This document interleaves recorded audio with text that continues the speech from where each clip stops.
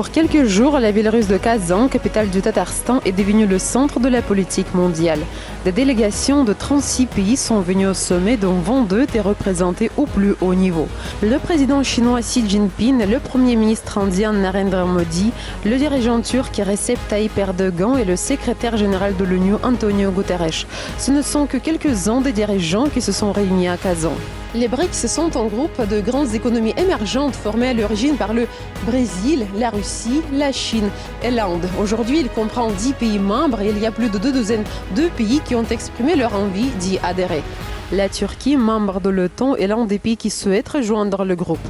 La venue du président turc est la preuve de ses intentions en ce qui concerne la coopération avec les BRICS.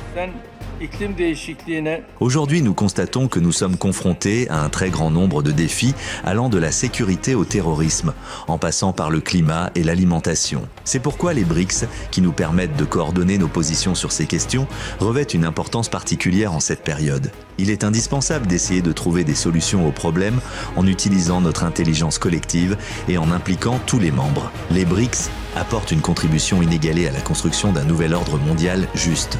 Les pays BRICS occupent environ 30% de la surface du globe et représentent 42% de la population mondiale. Lors d'une des réunions, Vladimir Poutine a exposé les 3 principes du groupe: l'égalité, le bon voisinage et le respect mutuel. Il a aussi dévoilé les avantages économiques des BRICS par rapport au G7. La part des pays BRICS en termes de parité de pouvoir d'achat sera de 36,7% à l'issue de l'année 2024, ce qui dépasse certainement celle des pays du G7. Leur part était de 30% à l'issue de l'année 2023, mais en 2024, elle sera légèrement plus élevée. La tendance au maintien de la position dominante des BRICS dans l'économie mondiale semble se renforcer, tout d'abord en raison de facteurs objectifs tels que la croissance démographique. Le Premier ministre indien, à son tour, a déclaré que le groupe des BRICS deviendrait bientôt une organisation qui résoudrait les problèmes et les défis mondiaux. Et le président chinois a expliqué ce qui était important pour lui au sein des BRICS. Il est important de promouvoir l'agenda de paix des BRICS au nom de la défense de la sécurité commune. Seule la mise en œuvre du concept de sécurité commune, intégrale, partagée et durable permettra d'accéder à la sécurité universelle. Lors de la dernière journée, la réunion en format BRICS Plus à Autriche a eu lieu. L'événement a réuni des représentants de 40 pays d'Europe, d'Asie, d'Afrique et d'Amérique latine. Ce format élargi a fait ses preuves. Il permet un dialogue direct et ouvert entre les membres du groupe et nos amis et partenaires. Lors du sommet, une déclaration commune a été publiée où les opinions de tous les membres de l'association ont été prises en compte. La déclaration appelle à l'élimination des sanctions économiques unilatérales et des sanctions secondaires comme contraires au droit international.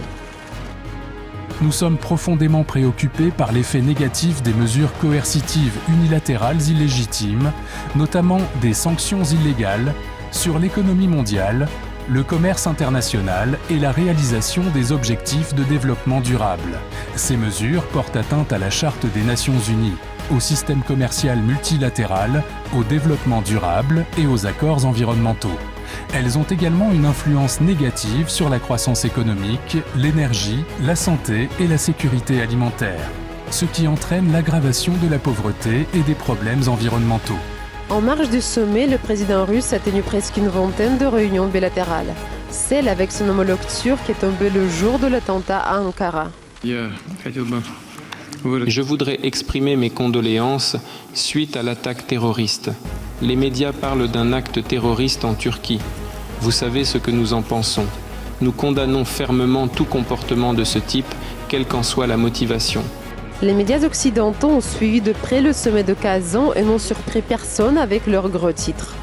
Poutine réunit ses alliés pour montrer que la pression occidentale ne marche pas.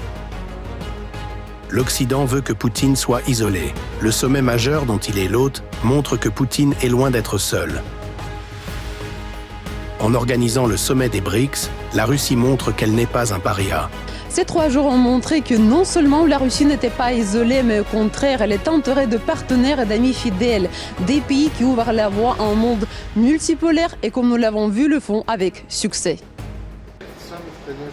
Ce sommet entrera bien sûr dans l'histoire et il s'agit d'un sommet historique et les décisions qui seront prises seront réalisées pendant la période suivante.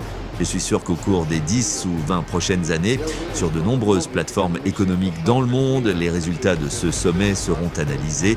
Nous sommes passés des premières tentatives visant à isoler la Russie à un magnifique sommet avec la participation des plus grands États. C'est évident, les BRICS se développent à une vitesse supérieure par rapport aux autres. Nous souhaitons le meilleur aux BRICS. Je suis certain que toutes nos attentes seront au rendez-vous. L'approche économique que les pays des BRICS ont réalisée depuis la création des BRICS et les résultats qu'ils ont atteints témoignent qu'aujourd'hui, le pouvoir d'achat des membres des BRICS dépasse celui du G7. Et voilà que le monde multipolaire commence à respirer à plein poumon. Les changements politiques mondiaux auxquels nous assistons aujourd'hui ont bien sûr des effets sur les économiques mondiaux. Je pense qu'il est particulièrement important de créer des chambres de compensation qui permettent aux États de rendre leurs échanges plus sécurisés, plus concrets et ce qui est très important, moins cher et plus rapide. Au cœur des futures réussites économiques repose la dédollarisation comme un des éléments de l'évolution des échanges mutuels entre les pays des BRICS, de nouveaux mécanismes et de nouvelles institutions financières dans le domaine des échanges commerciaux. Des mécanismes de remboursement des dettes entre les pays membres des BRICS seront utiles non seulement aux pays des BRICS, mais aussi à d'autres pays, aux pays du Sud, aux pays de l'Est et aux petits pays. C'est pourquoi je crois que les bases qui ont été établies lors de ce sommet à Kazan seront d'une importance historique pour l'économie mondiale dans la période suivante. Il y a 2 ans, tout le monde s'attendait à ce que la Russie soit à genoux sur le plan économique. Aujourd'hui, la Russie est la 4e économie du monde. Cela faisait longtemps qu'il n'y avait pas eu un tel résultat. Tout le monde s'attendait à un résultat différent, mais la politique intelligente et raisonnable de votre président, de Vladimir Poutine, la politique intelligente de votre gouvernement, la confiance en vous et le retour à vous-même, la substitution des importations, la coopération avec de nouveaux partenaires et le retour vers d'anciens partenaires, tout cela a aidé la Russie. La Chine a connu une grande réussite économique également. Je suis sûr que la symbiose avec tous les membres des BRICS, nouveaux comme anciens, sera très bénéfique à l'économie mondiale.